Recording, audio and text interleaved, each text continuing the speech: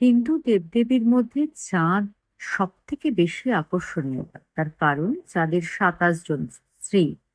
তবে চাঁদের বেশ কিছু নতুন গল্প রয়েছে, যে গল্পগুলো আজ আপনাদেরকে বলবো। শুনে নিন সেই গল্প। ভালো লাগলে অবশ্যই একটি লাইক করবেন, শেয়ার করবেন এবং কমেন্ট করে আপনার মতামত জানাবেন।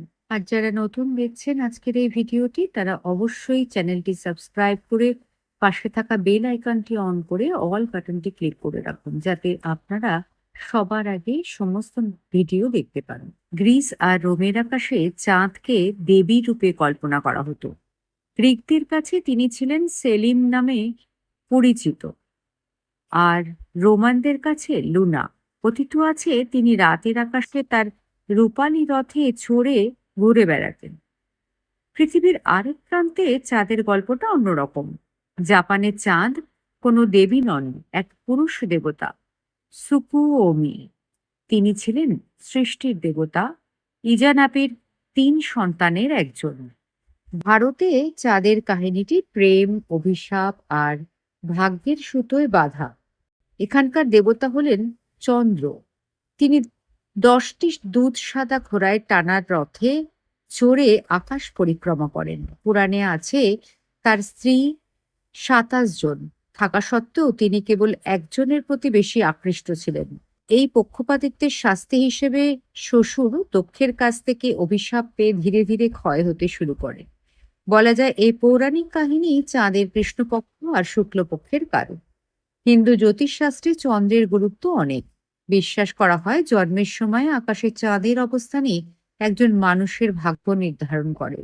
নর্স পুরাণের ভাইকিংদের কাছে চাঁদ কোনো আরাধ্য দেবতা ছিল না, তিনি এক অসহায় সত্তা। তাদের বিশ্বাসে চাঁদ হলো এক পুরুষ, যার নাম মানি, আর এক অনন্ত দৌড়ে সে পালিয়ে বেড়াচ্ছে হাতি নামের এক ক্ষুধার্ত নেকড়ের তাড়া খেয়ে। ভাইকিংদের ভবিষ্যৎবাণী ছিল একদিন সেই নেকড়ে ঠিকই মানিকে ধরে ফেলবে এবং গিলে খাবে, আর সেই ভয়ঙ্কর দিনেই শুরু হবে পৃথিবীর মহাপ্রলয়। এবার বলি মনের চাঁদ। বিজ্ঞানীরা দেখিয়েছেন মানুষের ওপর চাঁদের প্রভাব নিয়ে যত গবেষণা হয়েছে, তার বেশিরভাগেরই ফলাফল ভিন্ন রকম। মনোবিজ্ঞানী সুসান আলবার্সের গবেষণায় দেখা গেছে পূর্ণিমার কাছাকাছি সময়ে আমাদের ঘুম গভীর হতে একটু বেশি সময় নেয়, ফলে আমরা স্বাভাবিকের চেয়ে কিছুটা কম ঘুমাই। সুসান বলেছেন এর একটা সহজ কারণ হতে পারে চাঁদের উজ্জ্বল আলো।